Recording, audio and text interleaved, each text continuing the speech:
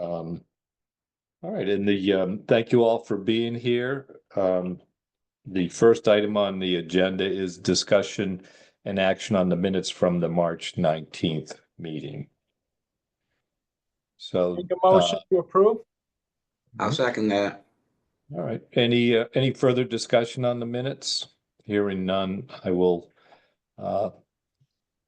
take a vote on accepting the minutes. All those in favor of accepting the minutes, say aye or raise your hand. Aye.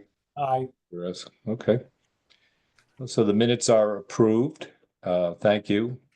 And thank Isabella for taking those very thorough minutes. Before we continue on next, any members, any people here from outside the commuter rail subcommittee, or this is a public meeting, so visitors are welcome. Just would like them to identify themselves. So I think I'm not seeing anyone outside our committee and the advisory board staff. Is that correct? I believe that's true. Yes. Okay. All right. Thank you. So the main item on our agenda today is the CIP presentation and review by our Executive Director, Brian Kane. So, Brian, I'll let you go ahead with this. Well, thank you very much, Rob, and thanks everybody. So we're trying something a little bit different this year. In addition to having our capital budget oversight committee take a deep dive into the CIP, we're asking each of the modal committees to kind of review it as well. So this committee, the rapid transit and bus, the climate folks, and the ferry folks are all being asked to just review this. We're not looking for a deep dive from you folks. We're not looking for any sort of particular analysis. We as a staff are doing that right now under the direction of the capital budget folks. But this is really just a quick review with a specific eye towards the commuter stroke passenger stroke regional rail stuff that's in the CIP. And we're looking to get your feedback if you have any. So, we're not going to ask for anything today. There's no votes today. We'll run over this. Alan, I know you saw this yesterday because you're on that committee. But we'll just run through this. And if folks want to weigh in, we would love to hear from you. Steve, I have to first, before I do that, offer you a public apology because I guess I've left you off some email distribution lists, and I have just wanted to say I'm sorry about that. That was not intentional, and if it happened, that's on me. My apologies. Never mean to leave you off. I think you're our longest serving member at this point, so as the father of the house, I do apologize to you. Yeah. Could I just say on that subject of the CIP, yeah. I think our biggest concern is where is the money for electrification, and particularly the immediate phase of the first phase of the project, which is the Fairmont line. So could you look into those numbers and yeah. Let us know? Absolutely, absolutely. I will certainly do that as I go here. So let me just run through some quick dirty numbers real quick with you folks, and we can have a talk about what's in here for rail specifically. So I'm going to share my screen so folks can see this. I've got a couple of different things to show you. So you should see there are 137 individual commuter rail projects in this CIP, which is a 2026 through 2030 5-year horizon. It's worth about $9.8 billion.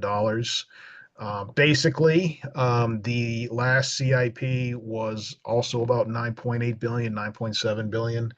And so every year, about $1 billion worth of projects sort of fall off, are completed, move to completion or enter revenue service or enter useful service.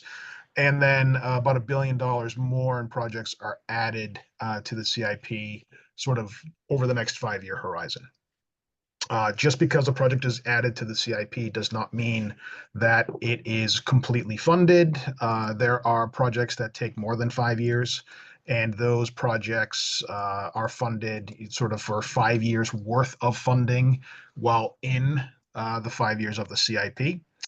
And as Steve was just alluding to, the amount of money that is in the CIP is not nearly sufficient for all of the authority's capital needs.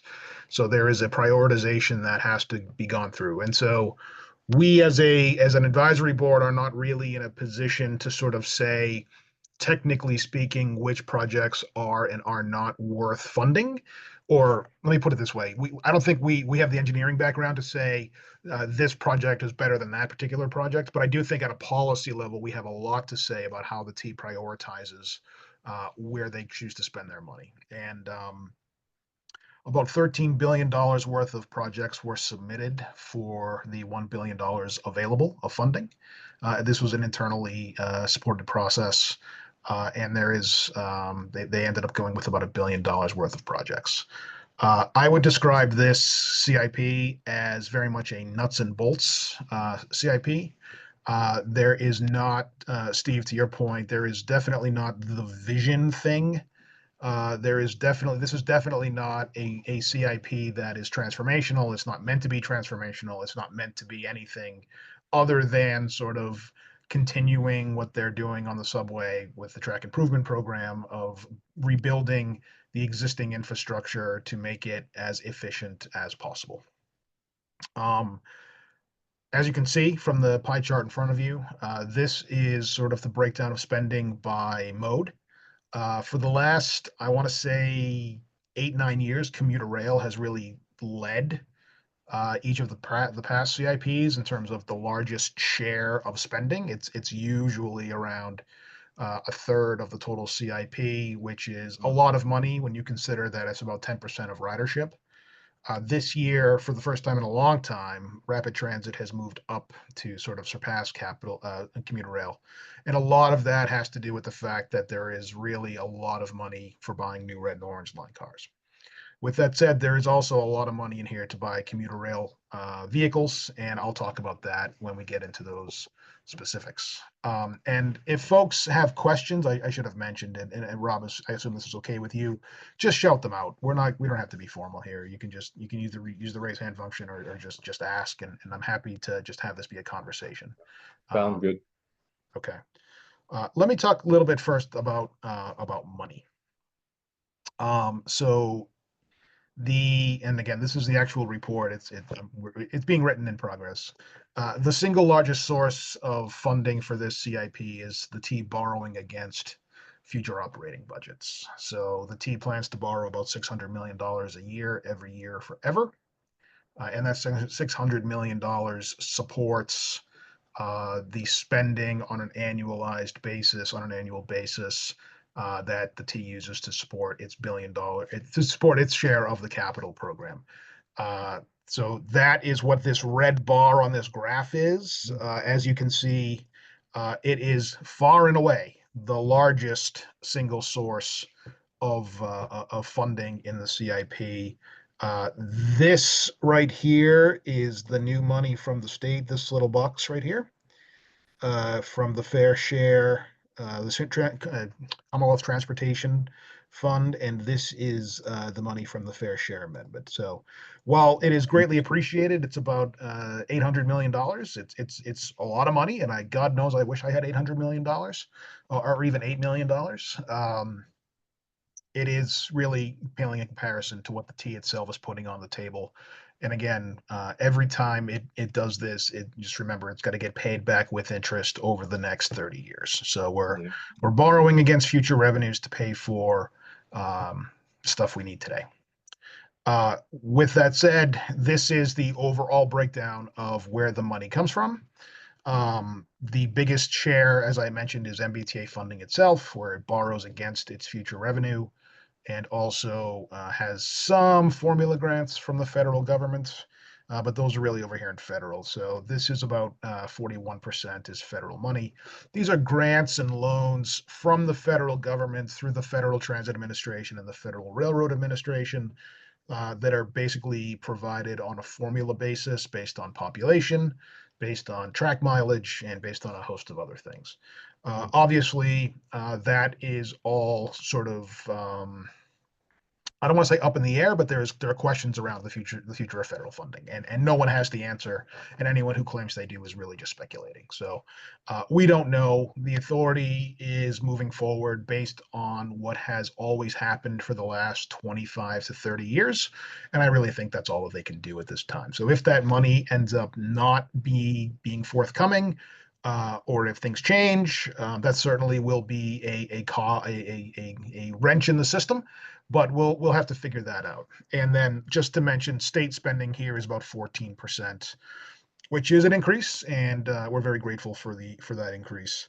But it's also worth noting that it is there's a long way to go. Just the federal stuff, but so there's been no official communication about any of this, sounds like, as far as you know. Well, there is a federal transportation authorization act that is in place through 2026, which authorizes this stuff and sets up the formulas. With that said, there's lots of programs that have set out money to be spent in federal law that is not being spent right now. So I'm not sure if this is just too low on the list of priorities or what, but this hasn't really been, nothing's been communicated on this sort of money yet. But I do think that certainly this time next year, as Congress is going through the reauthorization process, there's going to be a lot more questions about the future of this stuff. Let me talk about commuter rail just then specifically. So I mentioned it's about 26% of the total spending, and I'm sorry for the scrolling. It is about $2.5 billion are programmed over 5 years, so about roughly $500 million a year. The single largest project in this CIP is Draw 1 over the Charles River at North Station, which is an essential project for all North Side commuter rail lines. In addition, that is being supported through a federal grant that the authority competed for and was awarded last year for around $650 million. That, I guess, is also theoretically up in the air. If the T doesn't get that award or doesn't receive the funding, I don't know what they'll do, but that will, again, be a big question. The next largest project in this CIP for commuter rail is procurement of additional bi-level coaches to replace the 30-year-old ones that are out there now. We had a capital committee meeting yesterday, as Hannah mentioned, and one of the things we heard from one of the members was that they're really sick of riding on really old coaches where you can't see out the windows.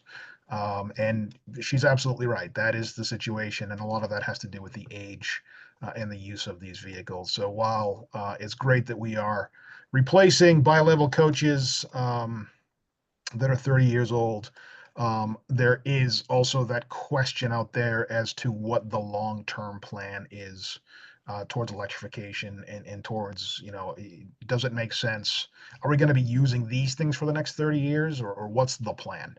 And that is simply something that we as a group, as a Commonwealth, haven't gone through, having that vision discussion. It was meant to be done through a process called the Program for Mass Transportation, and many of you heard me say this, that was supposed to be completed and published in 2024.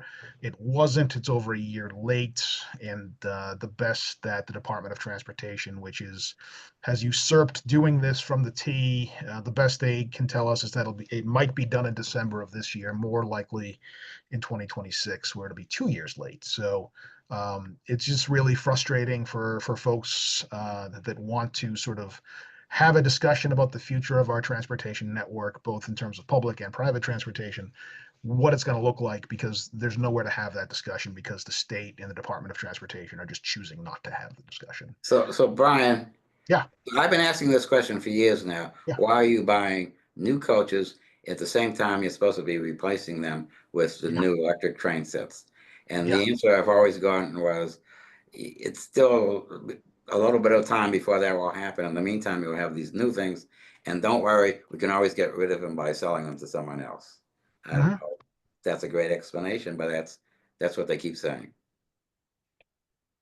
Well, I hope they have a plan, Steve, and I hope someone has thought this out and charted it out. I don't think they have, and that's what's frustrating.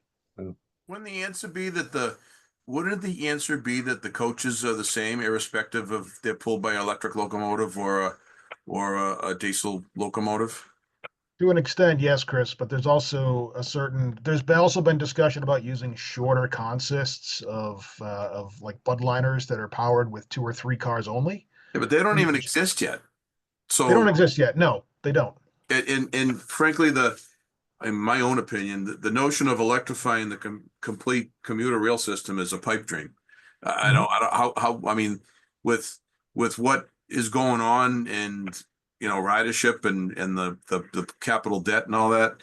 I mean, I guess it's all good to talk about it, but I mean, is it real?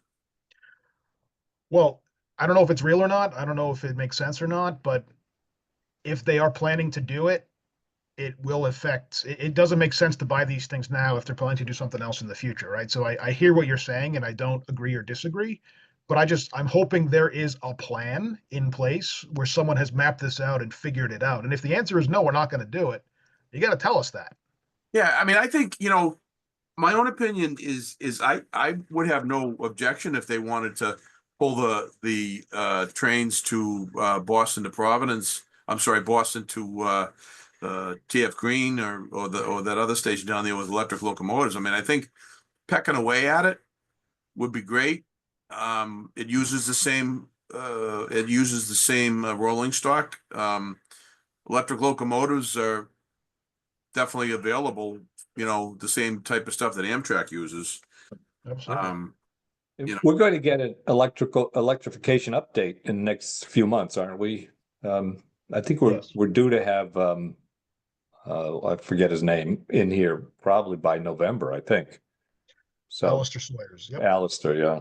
Yep. So I mean, those are good conversations to have with him. They should, if I was gonna, not that it matters what I'm gonna do, but if I was out to spend money on electrification, I would fix all of the 100-year-old electrification within the rapid transit system for reliability. I mean, you're spending, I mean, the amount of people that the rapid transit system carries compared to commuter rail, I think is demonstrably different. So if you're going to try to put money where your mouth is, fix all that 100-year-old cabling and what have you in the tunnels and wherever first, and then worry about this other stuff. But It that's is an just order me. of magnitude different.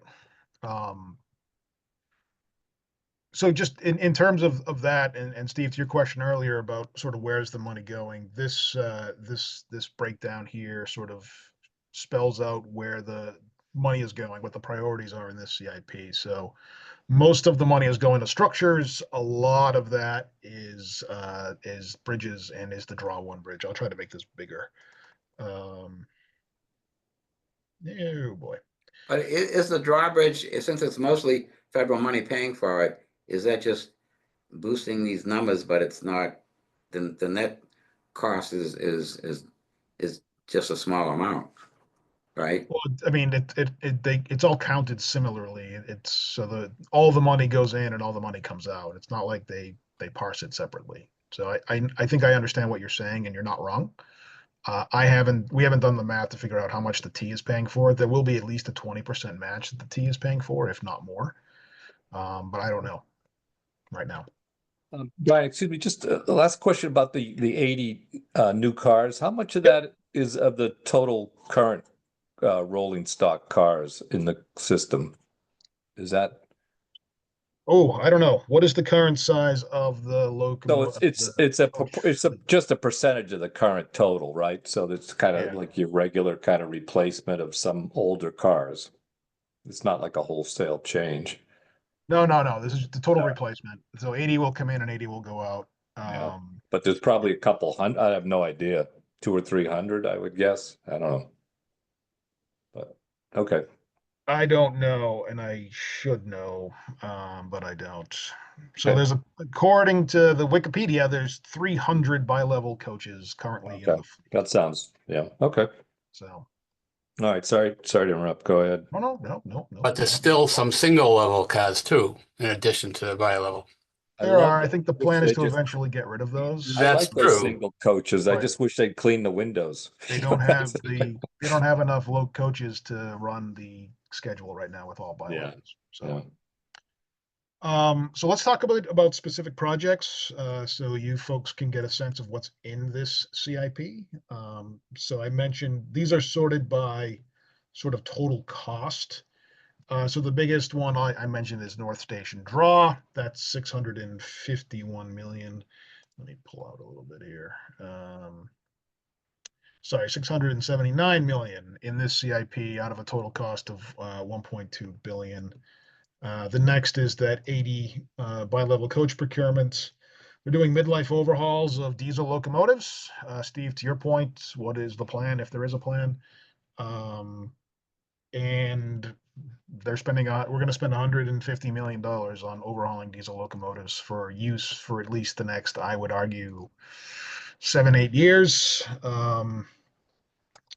This is money for planning for the procurement of commuter rail locomotives to replace existing diesels.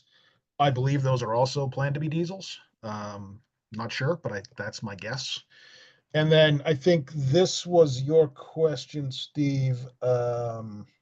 Fairmont is here. So there is $50 million to procure battery electric trains on the Fairmont line. So that's just the fleet. That's the BEBs themselves. I'm sorry, those are buses. The battery electric multiple units, the BEMUs themselves. And then there's also another $50 million towards the design of infrastructure upgrades to support 20-minute headways on Fairmont. So that's basically all within the life of this CIP that's meant to get stood up and be operating by 2030. I remain a little bit skeptical that will happen.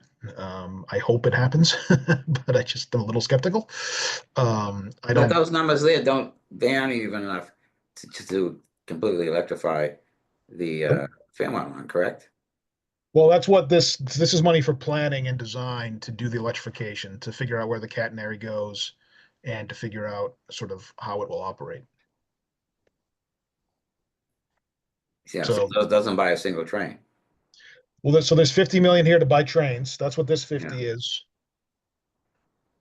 And that's implementation. And Yeah. then this is design of the catenary. So they're going to begin the process to procure the vehicles and figure out where to store them and operate them from, which I think is Reedville. And then they're going to spend another $50 million simultaneously to figure out what the infrastructure needs are to do the catenary, build out the power systems, figure out all the stuff they need to do on infrastructure.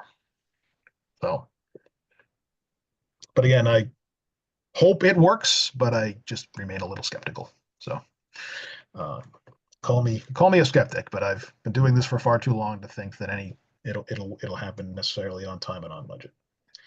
The rest of the projects, there's money for work at the Boston Engine Terminal.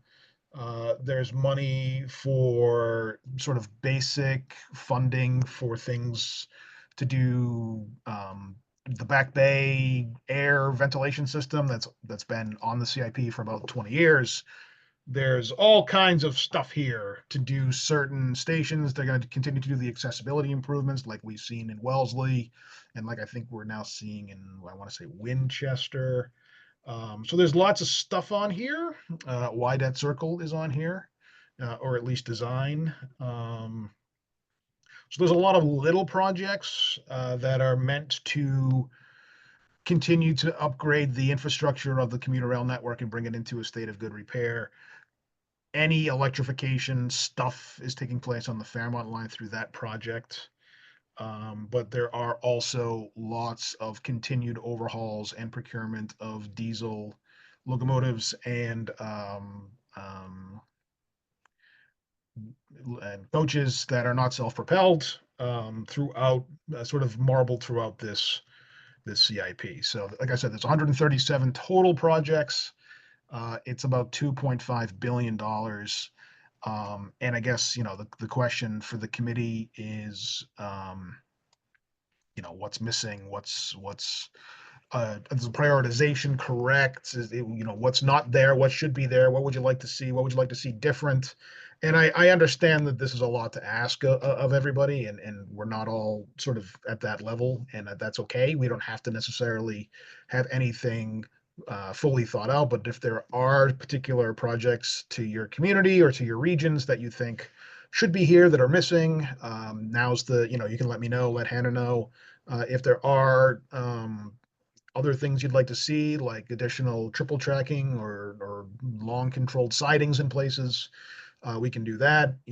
I continue to be worried about the lack of a south side maintenance facility as they try to build out Wydette. That seems to be taking a very long time. And I guess it's really a question around what is the vision? And you heard me earlier talk about how there isn't really a process to have that discussion. And I think that's also where a lot of these frustrations comes from. So with that, I'd like to get your thoughts. And Alan, I see your hand. Yes, so I do want to talk about priorities. Yep. And my priority, and you throw out some facts, is the Old Colony Service region consists of 20% of the MBTA district. So it includes Marshfield and Duxbury and Brockton that I represent. So three of the 8 members here are included in the South Coast Rail, not South Coast, Old Colony region. Now the South Coast Rail is essentially done. I guess there's a little follow-up work they have 20 million in there for this completion. The big issue going forward is what can be our expectations as part of the regional rail is concerned. We have a major significant bottleneck, single tracks throughout the line, particularly section at Quincy and Dorchester. And they claim that the service they're running now is the best they can do, particularly in the peaks. There doesn't seem to be much of anything in this capital plan to address it. I did go to the CIP, one of the CIP meetings they had virtually, and raised the question. And Brian, I sent you a little note with the question I had asked. What they told me is, double tracking is huge money. And I knew that. That's why they didn't do it 30 years ago when they started building it. But they're looking at some passing tracks. I don't know what that means, but it doesn't seem to be addressed in this capital plan. So I'd like to have that noted as something missing, because we want to be part of the regional rail whenever that happens. I know that's not happening next year. Yep.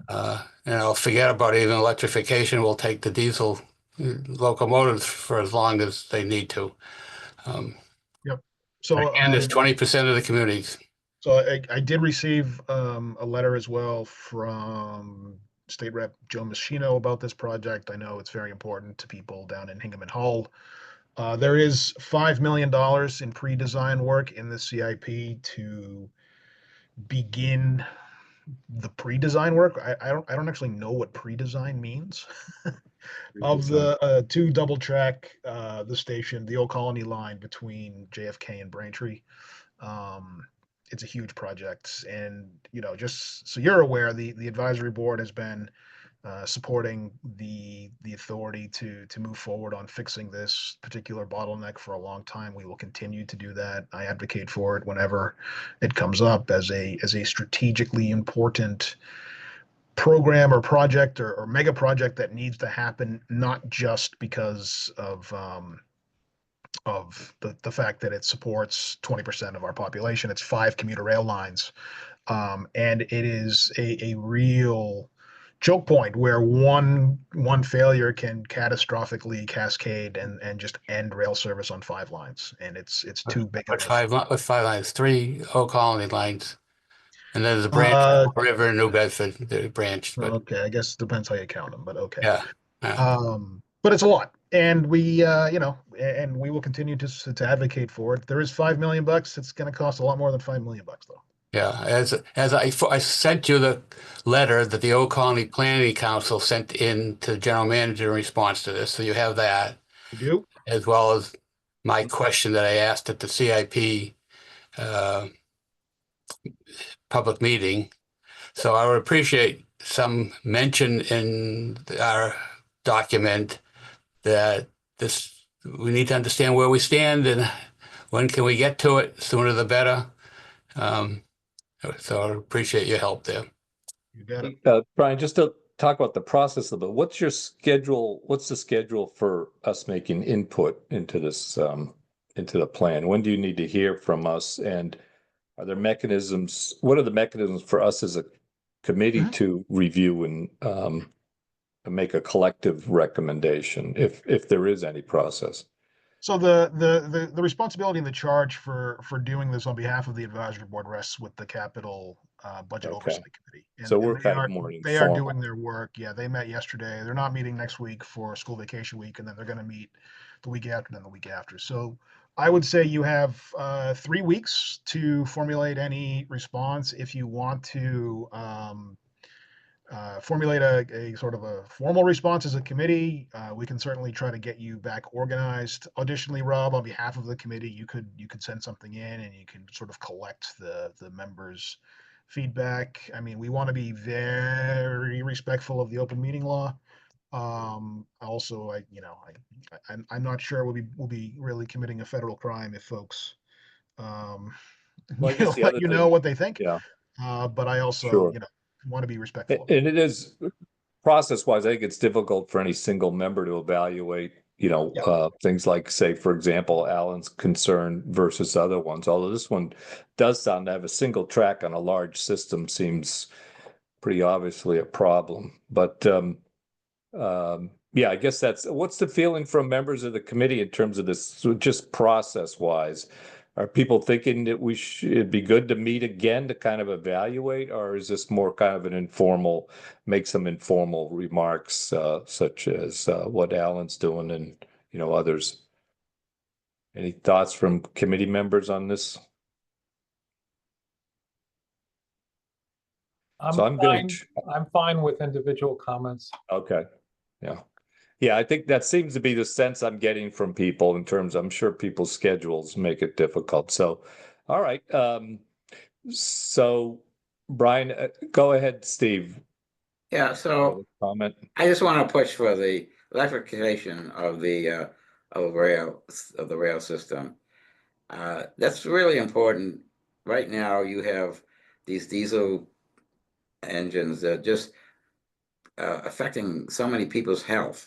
It's affecting the health. It's affecting climate change, and of course, the operation of the system is so much smoother and faster under electrical vehicles.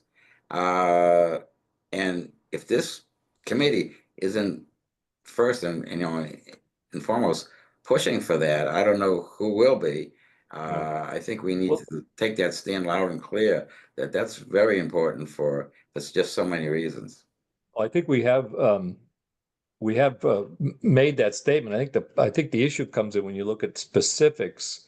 Are there specifics in this plan, do you think, that is that they're not pursuing electrification? Yeah, well, I see there's some, they are buying some new ones. To Chris's point, they're also, there's going to be a place for diesel locomotives, at least as a transition for some time. So yeah, I but guess they shouldn't be buying new diesel engines when we should be buying electric.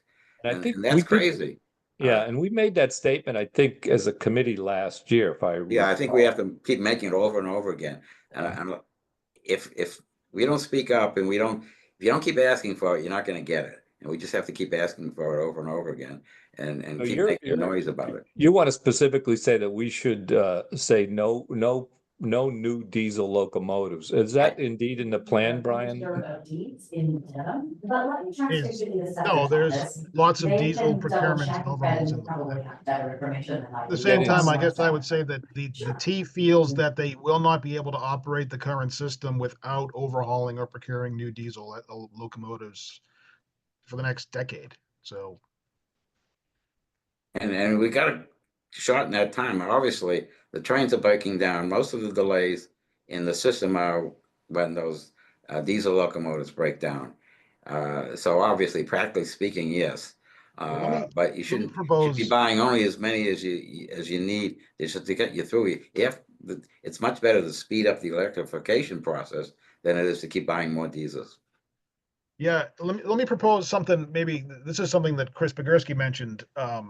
It's always baffled me why they don't run electric on the Providence line, which is already electrified. And maybe we could advocate as a demonstration project, instead of waiting and spending $100 million to do Fairmont, just borrow a goddamn electric locomotive from Amtrak and see if it works. Agree. Yeah, it does work for more trains. I Though, know it worked, but you know what I mean, Steve. you need more electricity coming down that line because it's set up to power just the Amtrak trains. So I know, I get it, but I mean, that to me seems like a common sense. Hey, yeah, that'd be great if we just All made right. some statement like that. So I think, just a you know, something clarification. I've asked, you know, Brian, I've asked this of the commuter rail directorate, and one of the issues is that Keolis, who's the operator of commuter rail, doesn't have any people, anybody at all to maintain leased, borrowed, rented, whatever electric locomotives. Now, you'd think in the spirit of communication and the spirit of collaboration that, you know, Amtrak would do something, but they're not as symbiotic as you think they are, Amtrak and the commuter I rail. understand. And, you know, I was just thinking, I don't know what the cost is for electrification, but it's got to be massive. I mean, it's got to be billions and billions and billions of dollars. It's I forget what, there's a number that's associated with phase 2 of the South Coast Rail project with electrification, but I don't, what's the commuter rail mileage? Isn't it like 100 and, is it, how many miles is it? I mean, even if you did the south side, another problem. You guys are asking hard questions today. Yeah, well, another basic, well, we're talking about, I mean, Steve's points are valid, but you can't buy electric locomotives to run on tracks that don't have electricity. I mean, Yes, you it's can. not, That's the battery electric. Yeah, That the was the whole battery part of- yeah. And I That was do part of think, Alistair's plan. yeah, and I do think that there's definitely a certain lines that are conducive to doing that. I think the Fairmount line, I mean, I think I live, the Stoughton branch is 300 feet behind me, right through the back wall of this building. And the trains are up and down it every day, obviously. And, you know, to electrify this track, it's only 3.5 miles long. It probably makes a ton of sense to electrify the Stoughton branch, even though they'll probably be putting a catenary pole in my father's backyard. It probably makes sense, but it's a massive project. And We heard from Alistair that they've got a plan for the battery electric locomotives. we Now, did, I but guess you could say, I guess the question would be how realistic that is and how expensive. it's not. I mean, Europe is so far ahead of us that, you know, France and Italy and they have some of this stuff, but the battery notion is a major problem. As you see, they burn up and everything else is happening because of lithium and what is it, lithium batteries? Yeah. There could be issues, yeah. Yeah. I mean, They're running in other countries. It's not like these things don't exist. They do exist. Alistair as well, you know, explain about that. I don't disagree, but I think it's baby steps. And I think that the Fairmount line and other ones, the one that runs up off of up into out of Reedville up to Needham, that's another great one that could probably be done pretty easy. But there's others that'll never be done. I mean, it's just, you know, I mean, it's just, what do you got to pick? You've got so much money to spend. And if you want to, you know, one of the things you got, the graph that was showing the amount of money that's being borrowed and needed for year to year operations and whatever, was it $1 billion worth of CapEx? I don't know where the debt service side of that is. In other words, I don't know, you know, where's the money to pay for that? But Just a clarification, Brian, did you say, I couldn't catch it, there is procurement of new diesel locomotives in the current plan here, is that right or not? Or is it Yes. refurbishing? There is. And is that something new? Because I thought when we discussed this last year, they were not planning on doing that. they have to. There's one on the street right now. There's a procurement on the street right now for frame up rehabilitation of the MPI locomotives, the ones that were bought the last time. That's a rehabilitation. Yeah. So I don't know. It's midlife, I think they're calling it. Okay, that's fine. I think we had discussed that, but the actually procuring new ones, I thought that was at least on hold for a while, but it sounds like in this plan, they're actually buying new ones. That's Yeah. what I, And that's a, Well, and that's I a mean, big problem. I think that's a big when problem. you rebuild them, they basically last for another 30 years Yeah. is I think what I'm saying. So are they brand new off the shelf? No, but they'll be rebuilt and basically be like new. well, I think that's what we were kind of expecting, at least as a transition strategy. I don't know if other people had different understandings. I mean, we're trying to move towards electrification, but I think we all expected to be a certain amount of continuing with diesels during that process. And I don't know. I'll just say, I think Chris's points about the electrification makes total sense in terms of it's too bad, like in terms of the relationship to Amtrak. Given like the Providence line already has the electrification capability there. And I actually just did like a Google search and pulled up that Amtrak is indeed starting to roll out their electric battery operated. It says they'll be delivered within 2025 along like the Northeast corridor and then like the Carolinas, going down the East Coast basically. But that they worked with Siemens to produce them and that it's supposedly going to be rolling out relatively soon. So These are battery I guess electric. we can expect to maybe Okay. see Amtrak starting to have those electric cars within the Well, next given, all year or right, so. thank you, Hannah. So I'm just trying to think what we can come to as a consensus for comments on this issue and any other issues. We had, I think we're in agreement with Alan's concern about the single track. I think one thing I would, just to go back to that for a second, it sounded like what was a bypass might be a good interim solution to keep from the system from being shut down. Brian, is that a possibility that we could support? Oh, it is something they claim to be looking into right now. So All yes, right, so I as an think that interim would step, be, you could support that. yeah. Yeah, I just looked up some old statistics, so it's not up to date. But there was over 400 coaches, almost 100 locomotives, and this is like 20-year-old data. Over 400 two-way track miles, just to give you a sense of the size of the system. And then there's a lot of other equipment as well, All right. and that's not So- up to date. So it's more So I than think, all right, I'll just try to summarize and people could tell me, I think we're in support of Alan's concern, at least to have at least some sort of bypass to keep that system from passing getting tracks. shut down. Yeah, passing tracks seems so. And in terms of Stephen's concern and our concerns about the process of electrification and those issues, do we have some sort of consensus or we could make as a committee, or are we going to, I think we're all in favor of continuing electrification.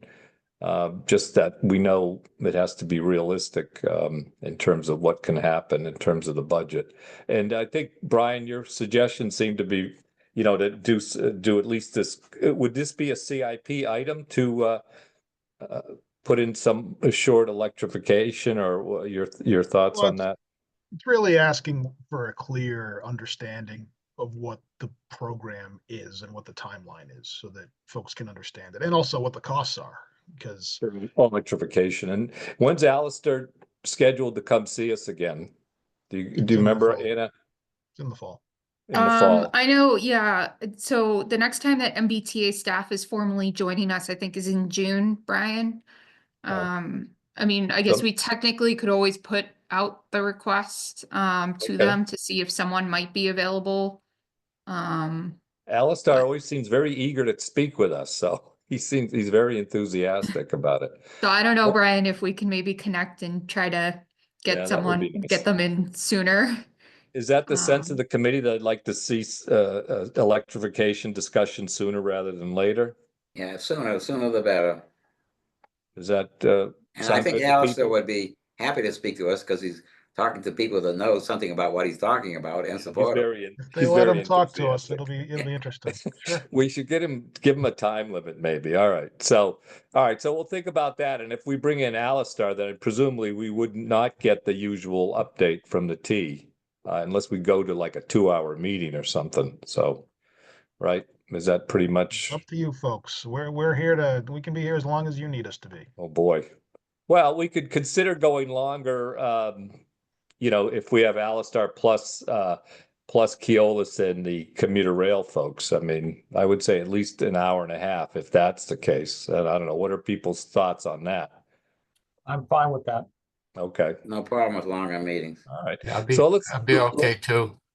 Yeah, because I mean, looking at the general charter that essentially Brian and I crafted, South Coast Rail, we essentially covered. That was sort of like the April topic. Actually, originally May was the CIP review, which kind of shifted to today. June would technically be commuter rail parking. So I mean, we can certainly try to reach out to them and see. I think in terms of like Keolis staff, they're probably not planning to join us, I think, until June is what they said, I think we're Brian. talking about June, aren't we? Yeah, I mean, so we can try to, you want electrification to be for June versus our next meeting? I guess we could try for May. Is that what you're suggesting, Hannah? Like if you wanted to try to maybe have a special meeting just on the electrification Okay. Well, let's try that for to May. What did replace. we have on for May? I think we didn't have anything. We just had a regular meeting, right? Yeah, I mean, so right now, again, I Yeah, guess if we're okay. shifting around topics, it would maybe be something that Brian would be able to lead of like the topics that we have left. So because commuter rail parking would really fall on the Keolis folks. Yeah. September's Operation Lifesaver, which also kind of falls on them mostly. October Regional Rail Transformation Update. And then it falls into like the winter schedule update because we're not meeting in July or August schedule wise. So I think the priority for May, what should that be, do you think? Any thoughts on that, people? So I'm fine with the electrification being the first one because that'll help us with that question. All right. Let's see what we can do. I would like to request that even if a paper report from them and an update on South Coast Rail and what's happening down there and how it's impacting all three lines because the schedules from all three lines had to change. They can just a one page set of notes. Just an update, yeah. Yeah. And we'll continue to work. I know you guys were working on the was it the dashboard updates and the metrics, I right? actually, yeah, Isabella had worked on that before Oh, great. she left. And I know she sent over to Brian and I what the dashboard looks like. So I should be able to share it. Okay. It's a Word doc with some links. Brian, do you think it's ready to share with the committee? Nope. Wait up, yeah. All right, so let's let's try to close out this conversation on CIP comments. So did we come to some kind of understanding about the electrification comment? Or I think, Brian, you've got the gist of our concerns. I do. And I think your suggestion about that interim measure sounded good and, could be an easy win. So certainly I think there's support for that. I think we got enough from you folks for now. And again, if folks have other things, just share them with Rob or Hannah or I, and we're certainly more than happy to include your comments. All right. So let's that'll be the end of the CIP presentation. We do have some old new business next on the agenda. We've got a few minutes left. So I think we just talked about next meeting, we'll ask for an electrification update in May, and then June, we'll have our usual update from Keolis and the MBTA, it sounds like. And if there's other, we do have the parking lot discussion. Is the gentleman from, who was pushing that? It was, I don't think he's here at this meeting, but we did have a kind of kind of a review of important parking lot improvements that are needed. Yeah, that's Bruce from Harvard, Mass. Bruce, right? Brian, was there any parking lots construction in the CIP? Good question, Sheila. I don't know. Let me find out. I'll have to look. Give me a minute and I'll let you know. Oh, yeah, yeah.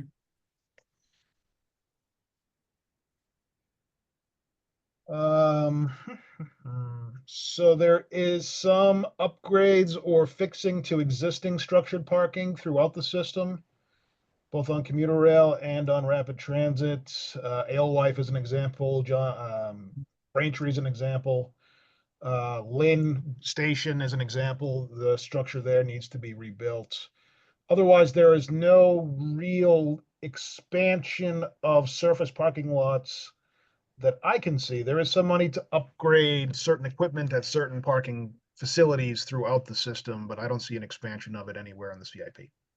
Because I feel like parking, the lack of parking out in the suburbs with the commuter rail is part of the limiting factor of the ridership. Sheila, are you seeing back to full parking lots? I know in Ashland we're up, but I think we're at about 70% though.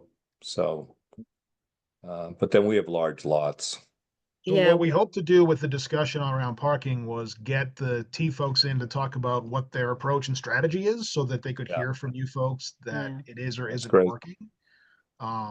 And I think that's an important discussion to have, and we can move that around as needed, but I think we do need to have that discussion. And maybe in May, then we could give them, that would be one of the issues that we'd want to discuss.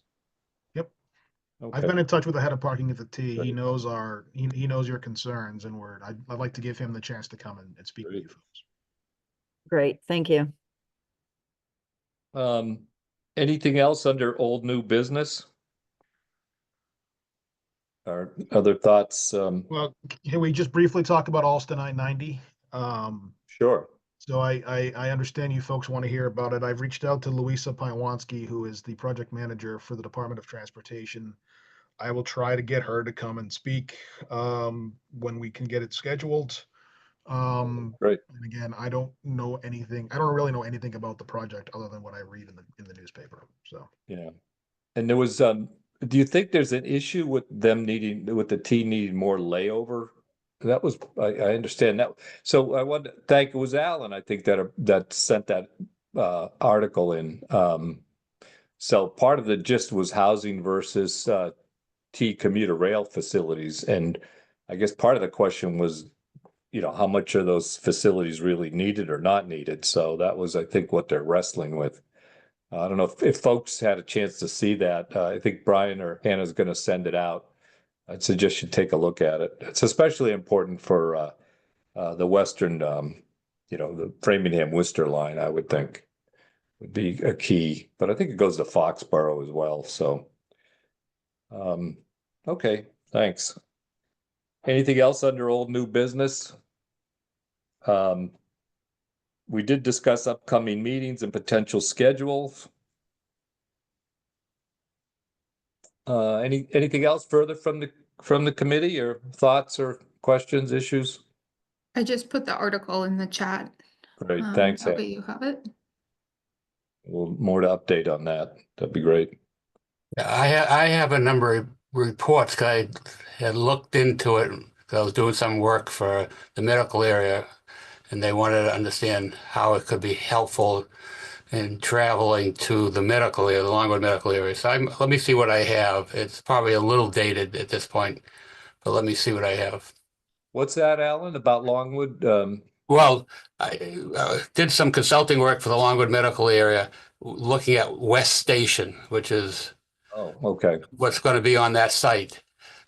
So it's a few years dated at this point, but I'm not sure there's been much activity in the last few years. So let me see what I have. Yeah, and that's the first I heard that term when I read that article. Oh, West Station, okay. Oh, that's been part of it for as long as I can remember the discussion. It was always West Station. It goes back to when they really killed the circumferential service. I see. Well, that's interesting. Okay. All right, well, all right. So I think if there's nothing further, I'll entertain a motion to adjourn with the thanks to Brian for his presentation and Hannah, as always, for her support. I'll so move. Your motion. Do I have a second? Second, All right, all those in favor of adjourning, say aye. I Aye. Great. Thanks, everybody. Thank you all. All Thank right, you. thank you. See